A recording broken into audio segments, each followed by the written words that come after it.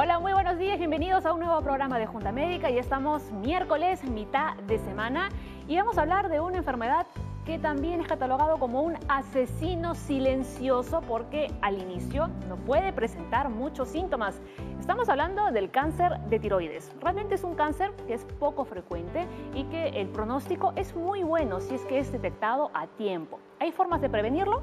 Vamos a saberlo aquí en un nuevo programa de Junta Médica. Empezamos.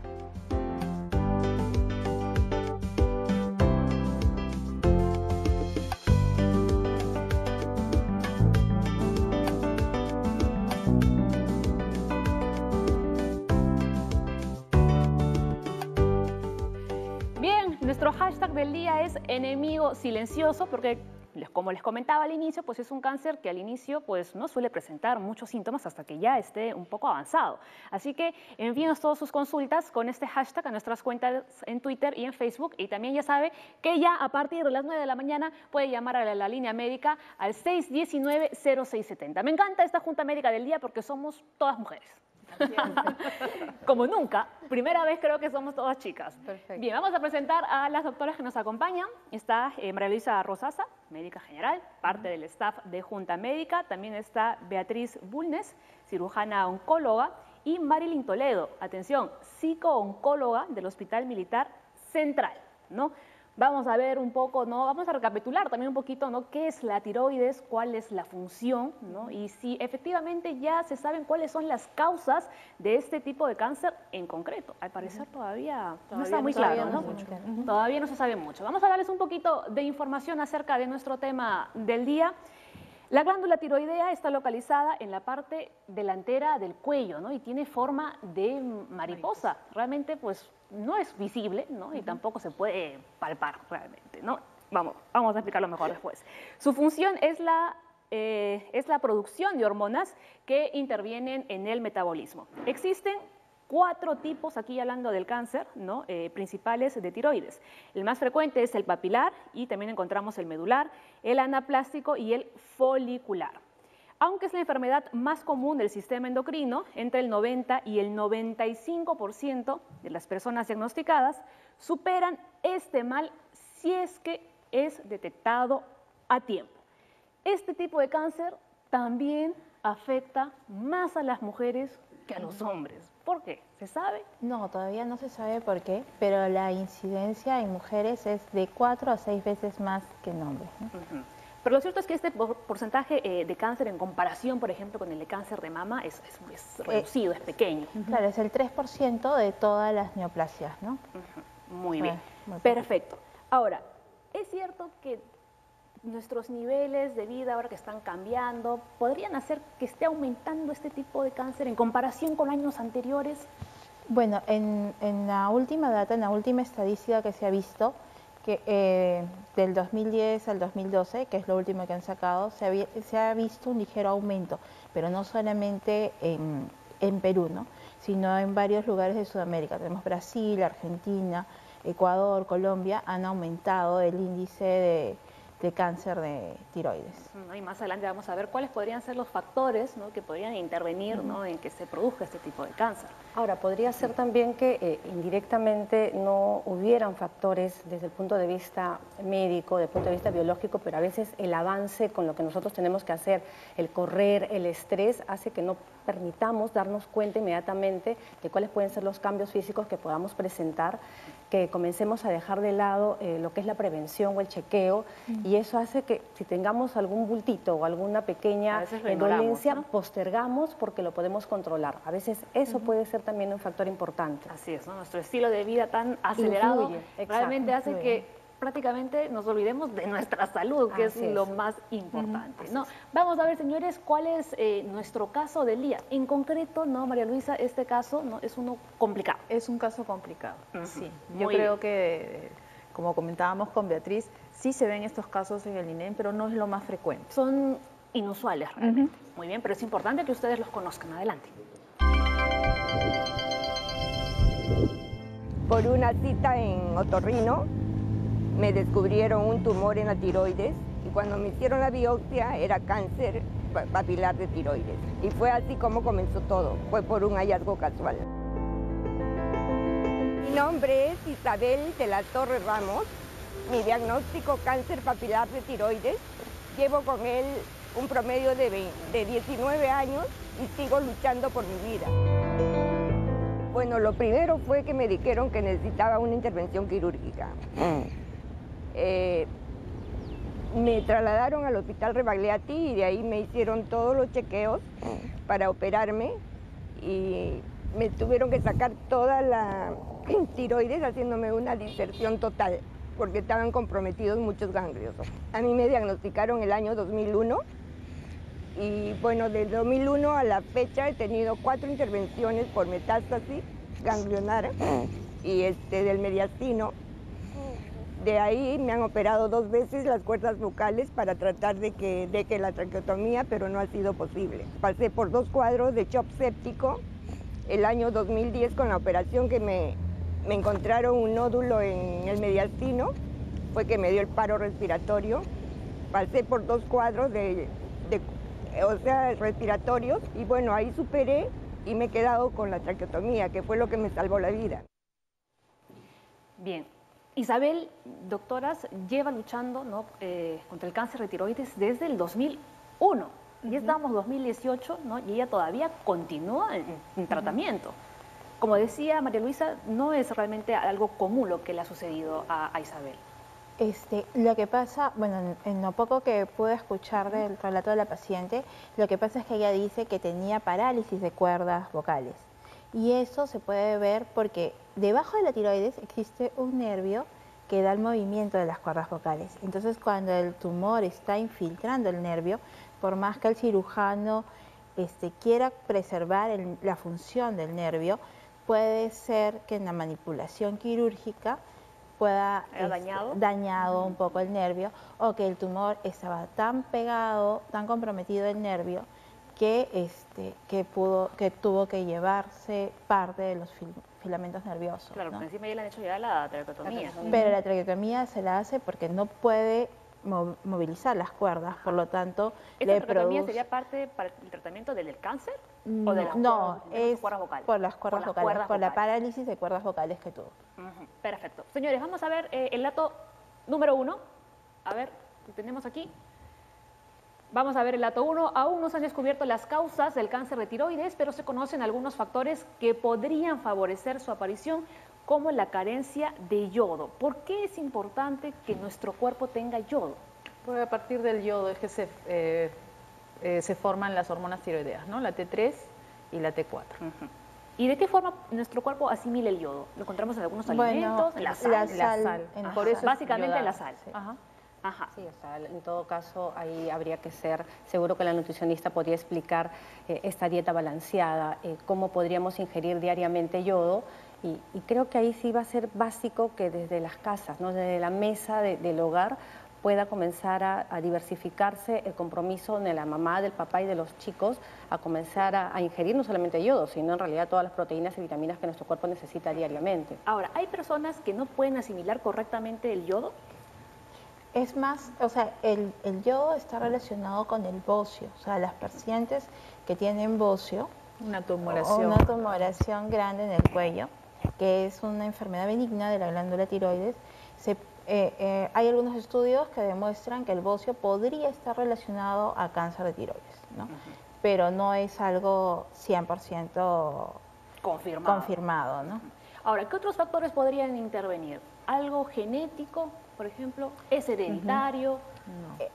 El cáncer de tiroides está relacionado a un síndrome genético, pero el tipo medular, que es un síndrome de neoplasia endocrina múltiple. Existen 2 subtipos de este síndrome y hay unos y están relacionados al cáncer exclusivamente de tiroides, pero el medular, ¿no? El cáncer medular de tiroides se origina en las células C de la tiroides que producen calcitonina, que es otra célula de la glándula tiroides. El cáncer papilar y el folicular están relacionados a las células que producen las hormonas tiroideas, ¿no? Estar expuestos, por ejemplo, a radiación también un factor de riesgo. Otro factor de riesgo. ¿A qué edad más o menos se suele presentar este tipo de cáncer? Dependiendo del tipo de cáncer, el papilar generalmente es entre los 30 y 50 años, ¿no? El medular es entre los 40 y 60 años. El folicular también es entre esa edad, entre los 40 y 50. El anaplásico generalmente se presenta en personas mucho más, más viejas, ¿no? Entre los 60, 50 años.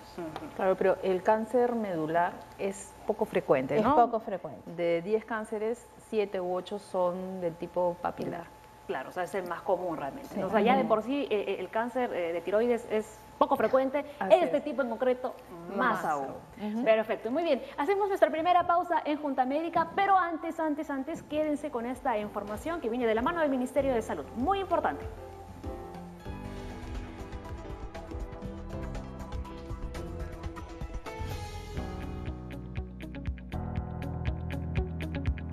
Hoy día vamos a hablar un poco sobre lo que es la alimentación para personas con diabetes. Se basa generalmente en una alimentación baja en grasas y baja en harinas. Podemos mostrar una mesa con alimentos especiales para pacientes con diabetes.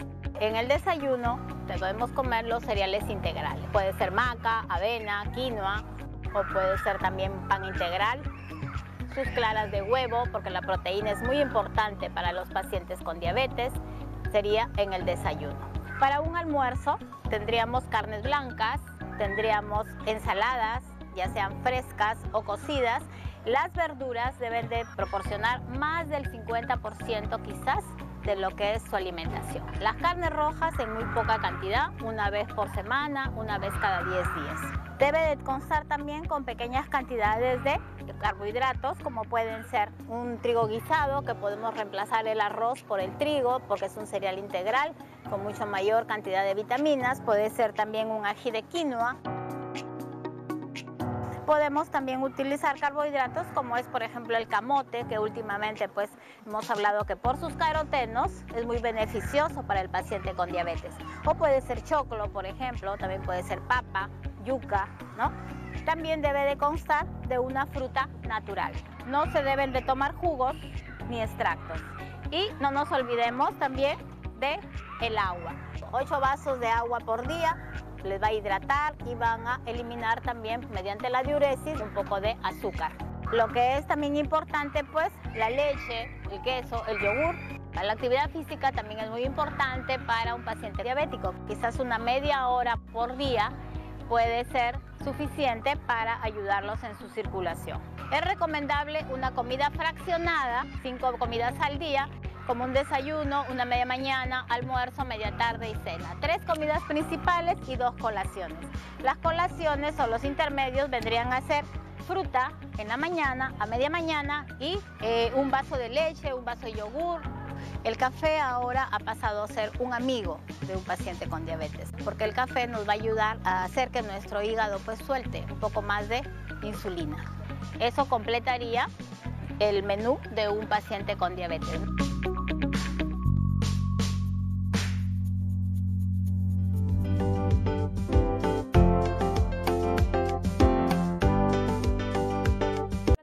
De tiroides, nuestro hashtag es enemigo silencioso y realmente queremos entender un poco más, ¿no? O recapitular, ¿no? Cómo es el funcionamiento de la tiroides, ¿no? De qué forma es, etcétera, y para eso hemos llamado al endocrinólogo Ray Tixe, ¿no? Que se suma a esta mesa femenina, ¿no? De Junta Médica. Hemos estado hablando un poquito en el primer bloque, ¿no? Sobre el cáncer de tiroides, que no es muy frecuente realmente. Usted como endocrinólogo nos podría explicar, para que la gente pueda entender por qué es tan importante nuestra tiroides. Bueno, buenos días, gracias por la invitación. La tiroides es muy importante porque tiene una serie de... fabrica la hormona tiroidea, las hormonas tiroideas que tienen una serie de actividades en el metabolismo cerebral, del sistema nervioso en general, cardiovascular, intestinal. El caso más extremo, por ejemplo, es cuando un niño nace sin glándula tiroidea por alguna razón y no va a desarrollar su aspecto psicomotor, va a haber un retraso marcado incluso en su desarrollo neuronal. Antes, cuando había mayor prevalencia de déficit de yodo en el Perú, por ejemplo, antes que se aplique la sal yodada, que ahora toda la sal es yodada, antes que se haga esto, había mucha predominio de personas que habían crecido talla baja y que tenían retardo mental severo, ¿no? Precisamente por la falta de yodo. Quizá uno más lo va a entender con la carencia, cuando te falta esta hormona que cuando está, ¿no? Otro de los síntomas que va a presentar una persona que no tenga hormona tiroidea va a ser la caída del pelo, aumento de volumen, la piel seca, la voz se vuelve gruesa, el pensamiento. Cuando hablamos de hipotiroidismo, ¿no? Y cuando hablamos de hipertiroidismo, es todo lo opuesto. Todo lo contrario. O sea, tenemos demasiada energía. Así, pero exacerbado, pero la persona está muy ansiosa ya. Está con palpitaciones, camina un poco, ya le falta el aire, palpita mucho, ansiedad, Hay muchas personas que dicen, no, yo como muchísimo, no, pero no subo de peso, y es porque quizás tengo hipertiroidismo. ¿Estaría bien esta relación? Ahora, veamos que una enfermedad siempre va a tener un sentido de malestar. O sea, no solamente es cuestión de peso, el hipertiroidismo te va a dar ansiedad, nerviosismo, insomnio, taquicardia, vas a ir al baño varias veces, hiperdefecación, entonces como que hay más problemas que solamente. Claro, una persona que se sienta muy bien y que coma y que no suba de peso no significa que tiene nada que ver. Son asociado a otros síntomas además. Así es. Muy bien, ¿no? Comentábamos con las doctoras de que este cáncer es poco frecuente, pero está, ¿no? Así que es importante hablarlo y conocerlo, sobre todo. Veíamos que hay en concreto 4 tipos de cáncer. Vamos a empezar, ¿no? con el primero, que es el cáncer papilar. ¿Este es el más frecuente? Sí. Bueno, representa el 80% de todos los cánceres, de todos los subtipos de cáncer de tiroides, ¿no? Muy bien. ¿Es el que tiene mejor pronóstico, se podría decir? En realidad sí, va a depender bastante de la edad, ¿no? El TNM es una clasificación en la cual los oncólogos miden la invasión del tumor, por así decirlo, ¿no? ¿Qué tan grande es el tumor? El TNM clasifica al cáncer papilar y al folicular de tiroides en 2 grupos según la edad, ¿no? O sea, tiene mejor pronóstico en pacientes que son más jóvenes, ¿no? Hasta los 55 años. Claro, después, es el que también se presenta entre los 30 y los 50, ¿no? Sí. Este tipo de cáncer en concreto. Aquí, ¿hay tumores visibles? Sí, en realidad uno de los principales síntomas, por así decirlo, es el nódulo palpable en la glándula tiroidea, ¿no? Y uno ve que cuando pasa saliva puede visualizar la glándula tiroides que se mueve, ¿no? El examen físico te da la palpación del nódulo, ¿no? Ahora hay nódulos que obviamente no los puedes palpar, que son menores de 1 centímetro o de medio centímetro, ¿no? Claro, pero los nódulos mayores de 2 centímetros tranquilamente se podrían palpar. Pero estamos comentando de que realmente el cáncer de tiroides es un enemigo silencioso, ¿no? ¿Cuándo, por ejemplo, en el cáncer papilar en concreto, ya empiezan a aparecer los síntomas? ¿Cuando ya está avanzado o no? No necesariamente. Lo que pasa es que un nódulo de 2 centímetros, estamos hablando todavía de un estadio 1, ¿no? Y se puede palpar. Cuando hay disminución de la voz o una afonía, puede ser porque el cáncer está para la parte de atrás o pegado a los nervios laringios que dan la movilidad de la cuerda vocal. Entonces podría producir una alteración, ¿no? O sea, dependiendo de la posición, ¿no? Si están en los lóbulos, que son las alitas de la mariposa, o si están en el centro, en el istmo, va a dar diferentes síntomas, ¿no? ¿Podemos decir que ese es el tipo más leve en comparación con los otros 3? En comparación con los otros 3, el cáncer papilar da metástasis ganglionar más que metástasis a distancia. O sea, este en concreto no se extiende por otras zonas del cuerpo. cuerpo. Loco regional, ¿no? ¿Qué hablamos con loco regional? Va a dar metástasis, bueno, si está en el lóbulo derecho, va a dar metástasis a los ganglios cervicales, o sea, del cuello, pero en la parte derecha, ¿no? El cáncer folicular da más metástasis a pulmones, da más... Ahí sí se puede extender a otros órganos. Sí, por vía sanguínea más que por linfática, ¿no? Entonces entendemos que el cáncer folicular es más severo, ¿no? que el papilar, y ese sí da a personas de mayor edad. Sí, a partir de los 50 años aproximadamente comienza a dar. ¿El pronóstico de ese tipo de cáncer también es favorable? En el cáncer papilar, si es diagnosticado a tiempo, la cura llega casi al 100% de los pacientes. Es el 100%, algo que muchas veces no se consigue. Bueno, nada en medicina es 100%, ¿no? 99.9%, pero sí es un cáncer que si se diagnostica a tiempo, es cirugía más una pasita y se acabó, ¿no? El cáncer folicular, en cambio, como es más extenso, debería recibir otro tipo de tratamiento asociado a yodoablación, por ejemplo, ¿no? Muy bien. Vamos a regresar un momento al anterior porque no hemos acabado de explicar todos los tipos de cáncer, nos hemos quedado en el segundo. A ver, vamos con el cáncer medular. Bueno, el cáncer medular, como ya les dije, está relacionado a un síndrome metabólico, neoplasia endocrina múltiple, ¿no?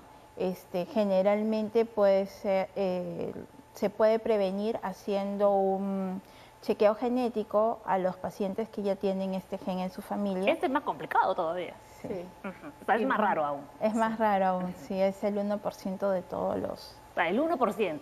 ¿no? De todos los cánceres de tiroides. De tiroides, ¿no? Y ya por último, el anaplástico. El anaplásico. Anaplásico, perdón. Ajá. El anaplásico es mucho más raro, pero es el más agresivo de los 4, ¿no?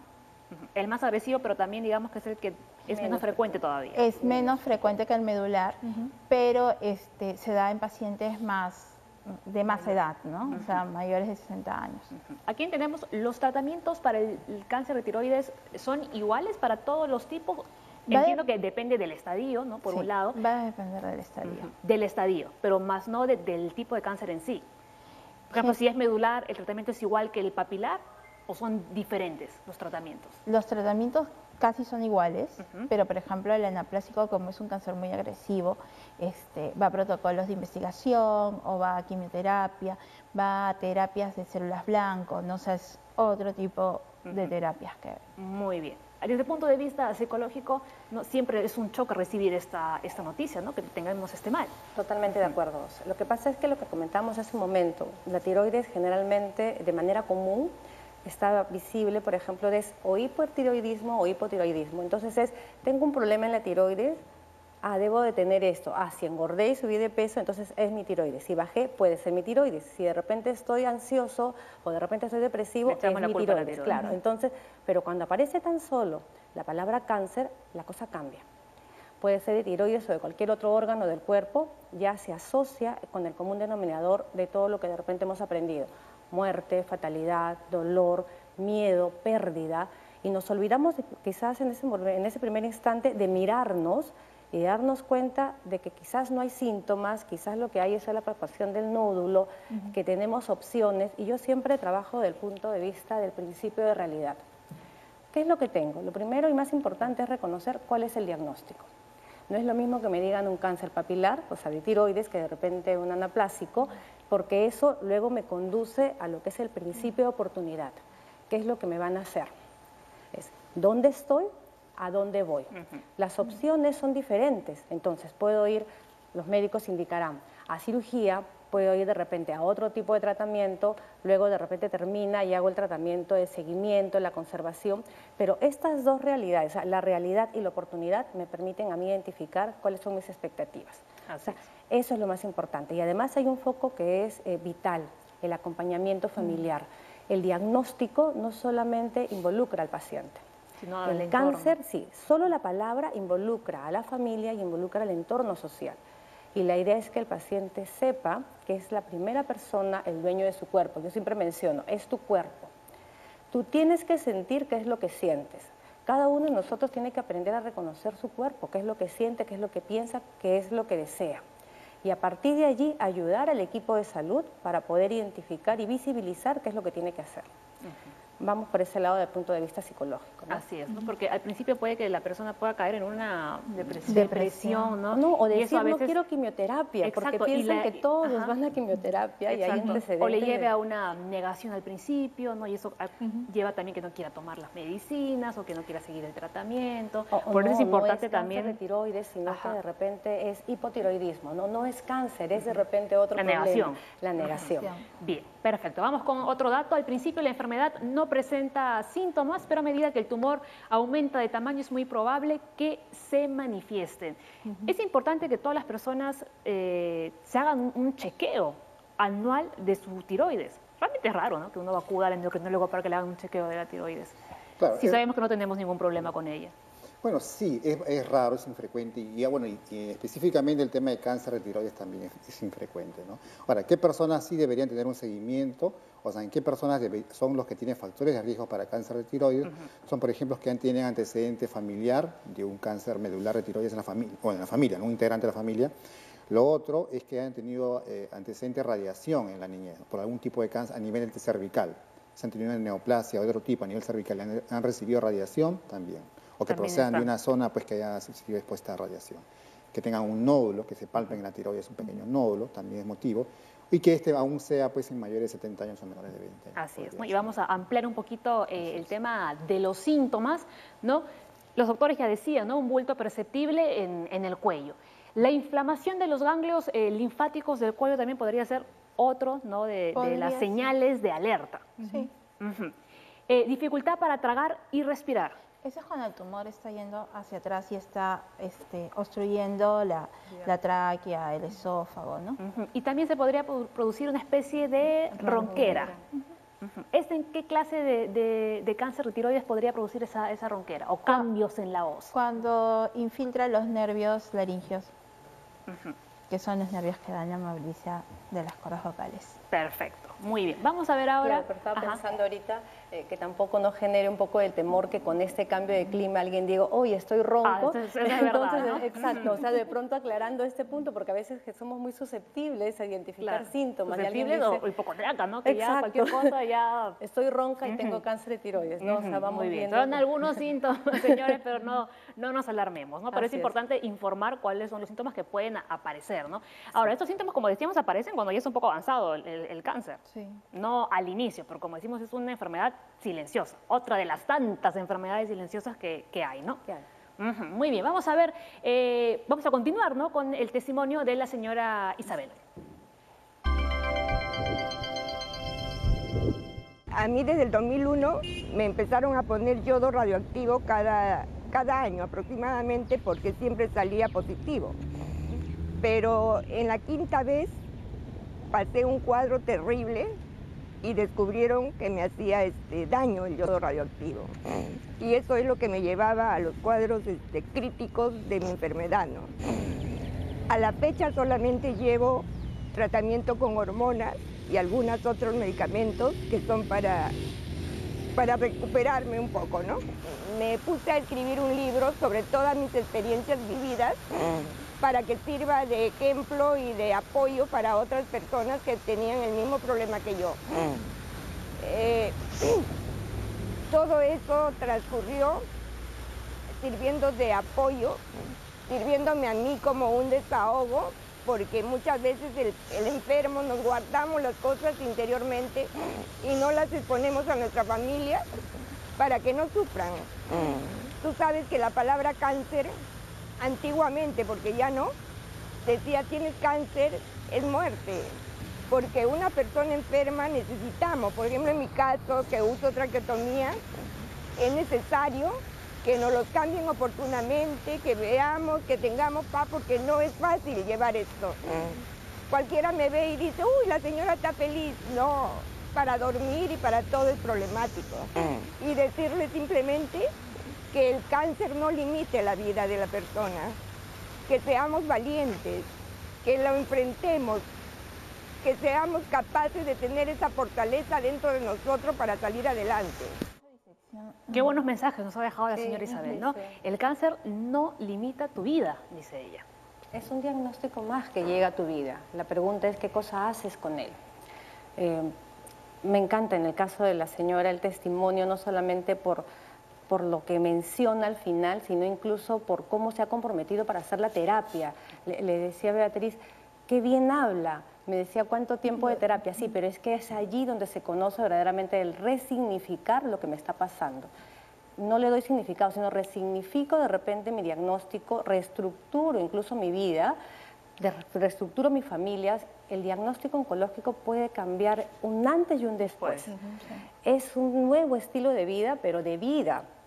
No es de pronto la asociación con la muerte. Yo siempre comento y digo, no sé si cada uno de nosotros sabe el día de su nacimiento, la fecha, qué día de la semana cayó y la hora. Antes de ese minuto no habíamos nacido, después ya estábamos vivos. Igual es el día de la muerte. Es un día específico, un mes, un año y es una hora específica con un minuto. Antes de ese minuto estamos vivos. Por lo tanto, todo lo que hay aquí es eso lo que menciona ella, es vida. Pensar en ese minuto es jugar un poco de pronto quiénes somos. Así es, ¿no? María Luisa, tú como Sí, psicoterapeuta es bien también. interesante lo que dice la señora Isabel, ¿no? Y cómo resignifica todo esto. Y las experiencias límites, ¿no? Las que nos llevan a un punto a veces en donde pensamos que ya no hay retorno, Ajá.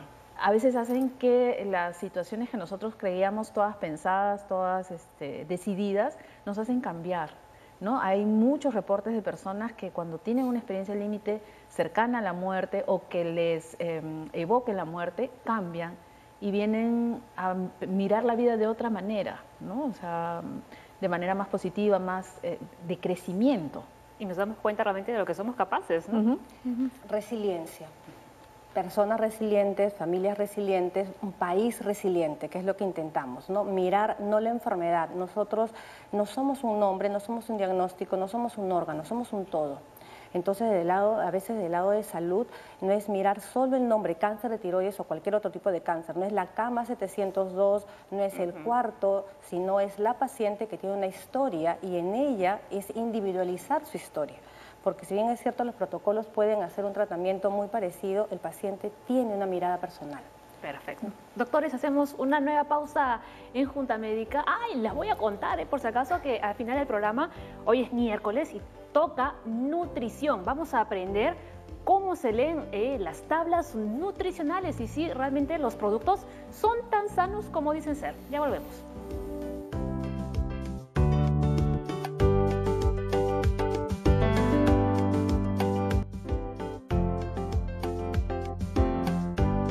Seguimos avanzando con nuestro tema, estamos hablando del cáncer de tiroides, ¿no? El diagnóstico definitivo de cáncer de tiroides se hace con una biopsia en la que se obtienen células del área sospechosa y se observan con un microscopio. Pero la biopsia no es la única prueba, hay otras adicionales que ustedes pueden indicar.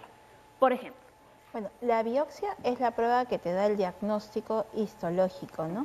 En realidad es el diagnóstico citológico lo que necesitamos para comenzar el tratamiento, ¿no? Para saber si es de un tipo tipo o del otro.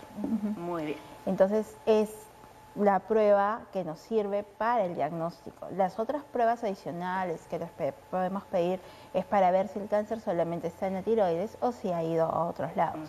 ¿No? En ese caso, ¿qué otras pruebas adicionales podrían En realizar? realidad hay que ver si está una tomografía sin contraste nos va a dar, una tomografía de cabeza y cuello sin contraste nos va a dar la magnitud de qué tan grande es esta lesión, ¿no? Bueno, tomografías pulmonares sería lo ideal. ¿Una ecografía también podría ser? La tomografía te da imágenes mucho más chiquitas que las radiografías o que las ecografías, ¿no? O sea, en realidad lo mejor es el PET, pero las tomografías estarían bien, ¿no? Claro. O sea, las guías dicen que deberían ser tomografías. Pueden ser rayos X de tórax, ecografía abdominopélvica, pero las guías te mencionan la tomografía. Obviamente nuestro país no es un país que tenga tanta cantidad de dinero como para hacer estudios caros, ¿no? Así es. Ahora, en el caso de la biopsia, ¿qué recomendaciones le dan al paciente antes de que se someta, ¿no? a este examen en concreto? La biopsia es bien simple, ¿ya? Es introducir una aguja pequeñita, bien delgadita, bien finita, por eso se llama biopsia con aguja fina, ¿no? Y se aspira el nódulo, ¿no? Se mete la aguja en la glándula tiroides, donde está el nódulo. A veces los nódulos son tan pequeños que se hace con guía ecográfica. Tiene que estar sedado el paciente, ¿o no? El paciente está despierto, solamente al introducir la aguja va a sentir como cuando te sacan sangre, que es un inconcito, y nada más. No, bueno, duele el incón, no es que no duela nada, pero duele el incón, pero el paciente está sentado, colabora en todo momento, no hay necesidad de sedarlo, ¿no? Muy bien, entonces una vez que ya los doctores saben qué tipo, ¿no? de cáncer es el que van a tratar, hay diversos tratamientos. Vamos a ver cuáles son todos los tratamientos, ¿no? que podemos encontrar hoy en día. A ver, terapia de yodo radioactivo, ¿en qué consiste esa terapia? Bueno, esa terapia se le da al paciente cuando previo a esto se ha hecho una resección de la glándula, pongamos que sea un carcinoma papilar de tiroides, entonces se ha quitado la glándula tiroides, se ha quitado los ganglios y se hace un rastreo para ver si hay nódulos en otras partes, ¿no? Si no hay, entonces la terapia de yodo radioactivo o yodo ablación no se hace. Si es que el rastreo sale positivo, se da una dosis de yodo ablación o yodo radioactivo. Claro, en el caso de la señora Isabel sí le hicieron esa terapia, Ajá. ¿no? Muy bien. ¿Quimioterapia? La quimioterapia en realidad no es el gold estándar, ¿no? O sea, De elección. no es lo de elección, ¿no? O sea, la quimioterapia se da en casos muy avanzados.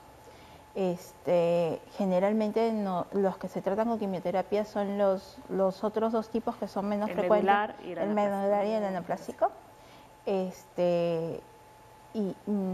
Bueno, y si hay una recurrencia, una recidiva del cáncer en los otros dos tipos que son papila y folicular, más es yodoablación que quimioterapia. Muy bien. ¿La irradiación externa?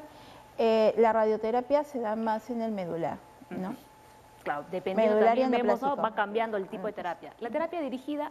La ¿en qué terapia consiste? dirigida a células blancas, generalmente lo que se ha estudiado es la inhibición de una quinasa.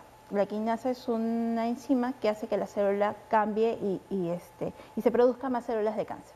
Entonces va dirigida específicamente al tipo de la célula de cáncer. Muy bien. Y ya por último, tratamiento de hormona tiroidea. Generalmente cuando nosotros quitamos la tiroides, tenemos que dar el suplemento que es la hormona tiroidea. Sería importante recalcar que una persona puede vivir normal sin esa glándula, Así es. ¿no? Puede tener una vida normal y saludable. Así es, perfecto. Vamos a ver todas las preguntas, ¿no?, que nos han estado llegando en las redes sociales para que los doctores puedan contestarlas. Vamos a ver la de Erika Santoyo. ¿Es verdad que los que tienen hipotiroidismo o tiroides de Hashimoto no hacen cáncer?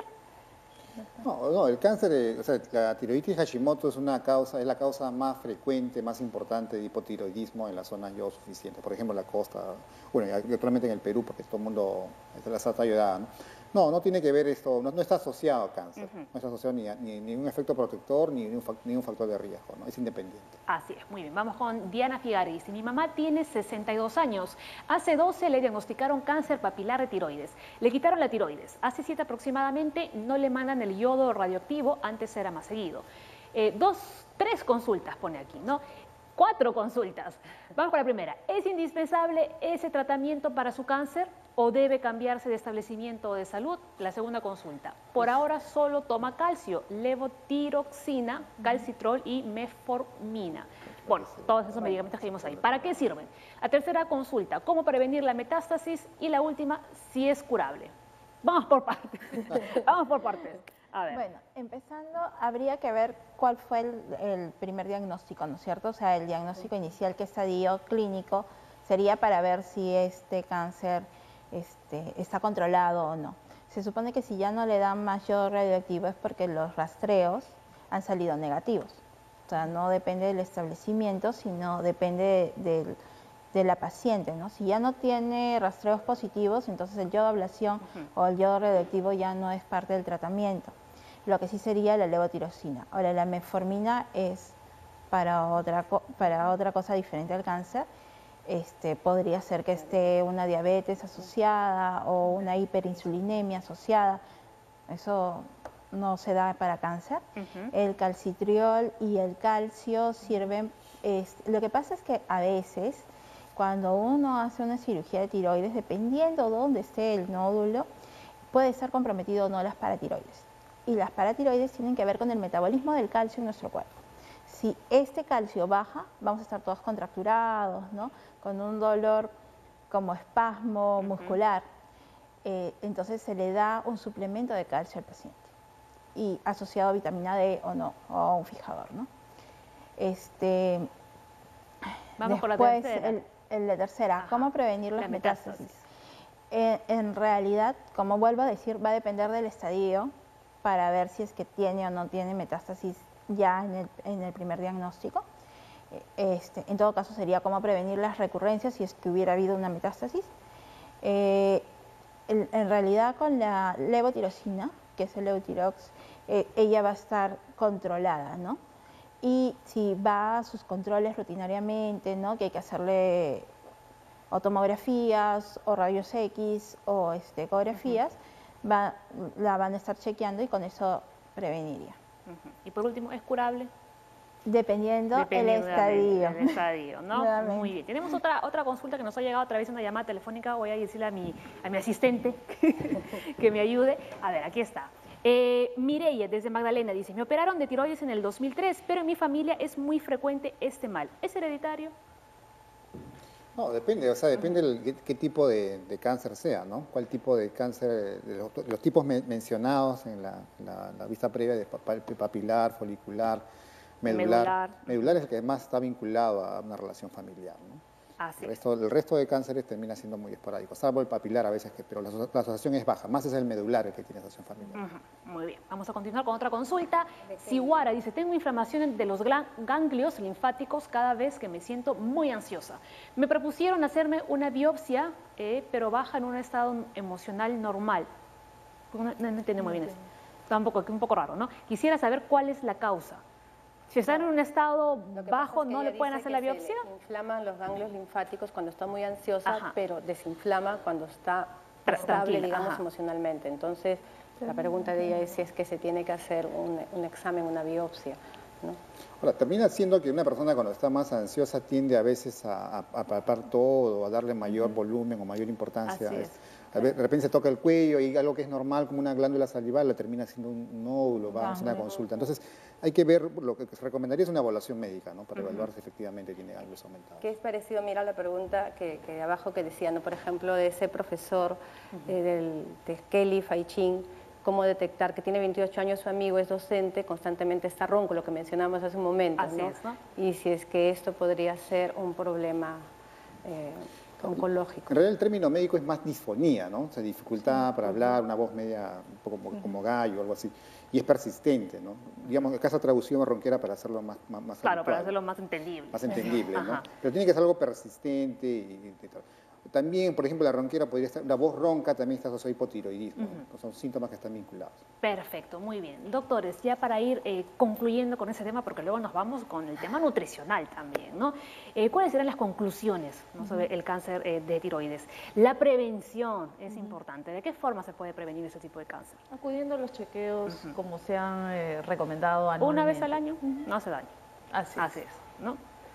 Doctor Pixel. Sí, bueno, acudiendo a los chequeos y bueno, si tiene la presencia pues, de un nódulo, ya seguir el estudio que esto va a implicar. Generalmente los nódulos van a ser benignos, pero de todas maneras hay que descartar si sea una malignidad, ¿no? Ahora, si bien es cierto el caso que se ha presentado de un desenlace bastante severo, era un caso complicado realmente, ¿no? Usualmente eso no es así, ¿no? Realmente si un paciente acude a tiempo, el pronóstico es muy bueno y en realidad la recuperación también. Claro, ¿no? Como decía la doctora, casi hasta un 100% de curación, ¿no? De curación, pero dependiendo del estadio. O sea, en estadios iniciales todo cáncer tiene cura, pero en estadios avanzados no. Estoy como oncólogo, entonces, ¿cuál sería ese mensaje directo a los televidentes? Que de todas maneras deben hacerse un chequeo, ¿no? O sea, el cáncer de tiroides no es tan frecuente, pero al momento que uno hace, por ejemplo, el examen mamario, también palpas cuello, entonces ahí te vas a dar cuenta de si es que hay algún nódulo o no, ¿no? Muy bien. Bueno, desde el punto de vista psicológico, creo que adicionalmente a la prevención y al chequeo, creo que es el compromiso con nuestra salud. De repente el tener estilos de vida saludable, el minimizar factores de riesgo, el identificar oportunamente qué es lo que tenemos que hacer y el ser observadores sin llegar a ser hipocondriacos con nuestro cuerpo y de repente con los que nos rodean también. Perfecto, estupendo. Hacemos una nueva pausa, pero ya llega Mercedes que nos va a enseñar a leer esas tablas nutricionales que muchas veces nos confunden y bastante. Ya regresamos.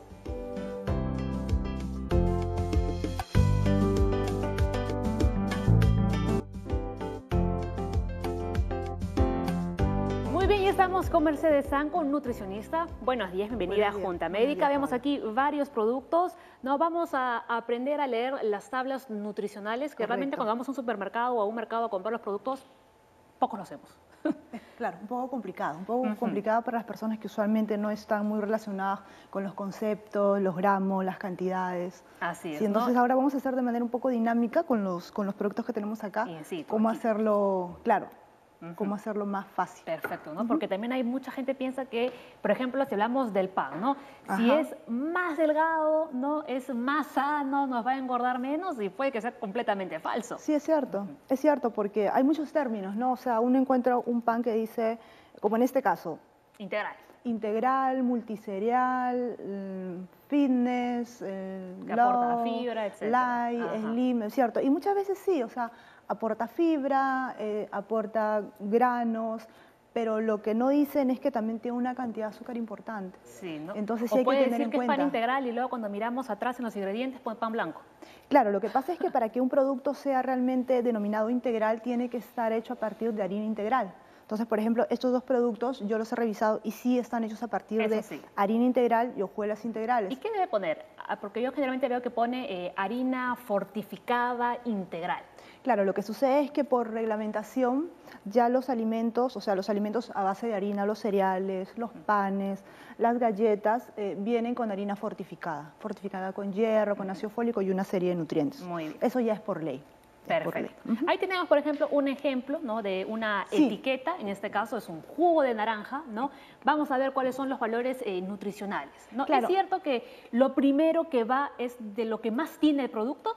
Correcto, correcto. Por ejemplo, aquí he tomado una bebida, o sea, lo que nosotros cuando vemos una etiqueta tenemos que resaltar inicialmente es el nombre, ¿no? O sea, jugo de naranja Aurora, porque muchas veces también el nombre puede inducirte al error.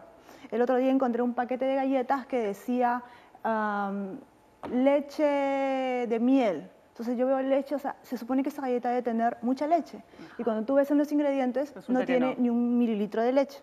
Entonces induce al error. Por tanto, el nombre tiene que estar relacionado con el producto. En este caso, jugo de naranja, bueno, destacan que es fuente de vitamina C. Otra cosa importante a tener en cuenta es el contenido. 1 litro. 1 litro. En este caso es una bebida, se manifiesta en litros. De ser un producto seco, tendría que ser en gramos o en miligramos. Como tú mencionabas, los ingredientes son sumamente importantes. Se coloca el ingrediente que tiene más presencia en el alimento al inicio. Tiene que consignarse también los estabilizantes, preservantes, colorantes y todo lo que tenga. Claro. Podemos regresar a la anterior imagen, ¿no? Para ver rapidito los ingredientes. Claro, en para este verlo caso, rapidito. concentrado de naranja. Sí, concentrado de naranja, tiene agua evidentemente porque es una bebida, estabilizantes, pectinas. A veces ponen los nombres como tal, ¿no? Tartracina. Bueno, y a veces uno lee y dice, ¿qué será Exacto. eso? Ajá. ¿Qué es eso? Pero muchas veces también utilizan solamente los números o las siglas, pero sí está contemplado dentro del Código Alimentario, así que no hay ningún problema. Muy bien. Pero para que nosotros podamos tener la seguridad de estar consumiendo un producto, no solo tenemos que ver la parte de los ingredientes, Sino también el resto de la tabla, ¿no? De los componentes Correcto. y la cantidad. la cantidad de nutrientes como Así es. tenemos aquí. Y lo otro también a tener en cuenta es el registro sanitario. Importantísimo. Por ejemplo, hay productos que se comercializan mucho Y no tiene registro. registro A veces sanitario. los chifles o las papitas. Correcto, y sale en la televisión, ¿no? Encontrar un establecimiento donde se fabricaban ciertos alimentos bamba Así o es, ¿no? adulterados. Eso entonces, pasa mucho, muchísimo. doctores, por ejemplo, con el turrón. ¿no? Los panetones. Los panetones también. Ya viene la muy época bien. de panetones, entonces eso Así es básico. Vamos a ver en la siguiente imagen, ¿no? Ahí con mayor detalle, ahí vemos Exacto. la información nutricional. Para empezar vemos el tamaño de la porción o del contenido, ¿no? Claro, eso es básico porque muchas veces, por ejemplo, tomando... Eso sería como un ejemplo de pan, entiendo, esta no, tabla. mira, yo realmente he bajado esta imagen, pero por los componentes puedo pensar que es una leche chocolatada. Ah, leche chocolatada. Sí, una leche chocolatada por la cantidad de los nutrientes que tiene y por la cantidad de azúcar que tiene. Vamos a ver, porque cuando hablamos de leche decimos es algo muy sano, ¿no? Sí, correcto, Vamos es a ver algo si muy efectivamente es tan sano como nos lo pintan. A ver, vamos con las calorías. Por ejemplo, bueno, este es un ejemplo ficticio, ¿ok? Pero lo que yo quería resaltar aquí es lo que se necesita saber. Ya, tú tienes un producto y lo que tienes que saber es cuántas porciones hay en el empaque. Por ejemplo, si tomamos este producto de aquí, tiene... Pero vamos a hacer, ya que estamos hablando de una supuesta leche, lo hacemos con la leche. Por ejemplo, lo ¿no? hacemos A con ver la aquí. leche. Ajá. Entonces, bueno, creo que todos sabemos de que esa leche no es solamente para una taza. De este tarro conseguimos 4 porciones, ¿ok? Entonces se supone de que la información nutricional tiene que estar dada por porción. Así es. E indicar que hay 4 porciones dentro del tarro para que la persona, el usuario, pueda distribuirlo de la manera adecuada. Entonces, entendemos ahí que lo que pone grasa, colesterol, sodio es por porción, no por todo el contenido. Correcto. La reglamentación indica que se puede presentar la información ya sea por porción, en este caso indican 30 gramos, o por 100 gramos. Muy bien. Ambas informaciones son válidas, pero es mucho más fácil si te lo brindan por porción, porque imagínate, te lo brindan por 100 gramos y tú con tu calculadora sacando cuánto es lo que me estoy comiendo en esta pequeña porción. Claro, ahí vemos algo que siempre aparece en todos los productos y es el tema del sodio. Correcto, con el sodio y bueno, por el tema de la hipertensión arterial que está cobrando gran prevalencia en los últimos años, se está trabajando mucho, no se está trabajando en que no excedan los niveles que están recomendados. ¿Cuánto debería ser la cantidad de sodio, por ejemplo, en un tarro de leche? Ya, en un tarro de leche va a depender de la porción, ya sea evaporada, sea fresca, pero no debería exceder los 150 miligramos. Miligramos. ¿Cuántos miligramos deberíamos consumir al día de sodio?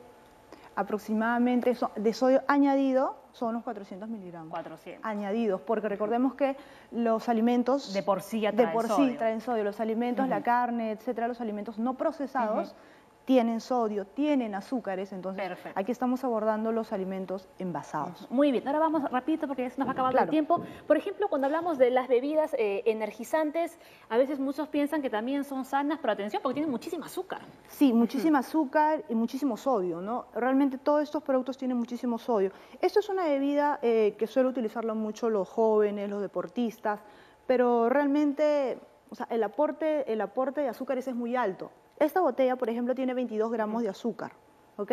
Y la recomendación de azúcar al día, de azúcar añadida, es 50 gramos. Entonces, quiere decir que si yo me bebo esta botella, ya tengo casi la mitad de mi consumo de azúcar al día. Claro. Y recordemos que también es que si lo vemos así, lo vemos inofensivo, pero si le decimos a una persona, cómete, por ejemplo, 10 cucharadas de azúcar, claro, eso imagínate, y aparte de esto yo bebo leche, bebo otro tipo de bebidas, entonces ya volamos. ¿No? Y, por ejemplo, con estos snacks que podemos comer, ¿no?, a media mañana. Claro, por ejemplo, estos son ejemplos que uno los ve y dice, wow, natural, tiene semillas, tiene ajonjolí por ahí, es de soya, entonces sobre el papel son productos bastante buenos, ¿no? Y quizás lo sean, pero no consignan aquí que las porciones no son para el consumo directo. O sea, de aquí solamente es el tercio que debo consumir.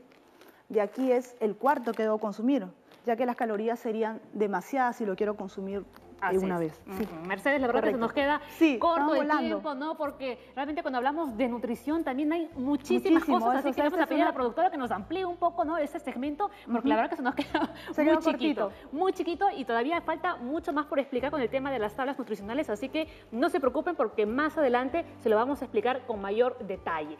Gracias a los doctores por haber venido, ¿no?, y habernos contado un poco acerca del cáncer de tiroides. Mañana más Junta Médica para ustedes, ya lo saben. Muchísimas gracias por su preferencia. Quédense con la programación de TV Perú, que ya llega Jaime Lertora y A lo Grande. Gracias y ahora, chao.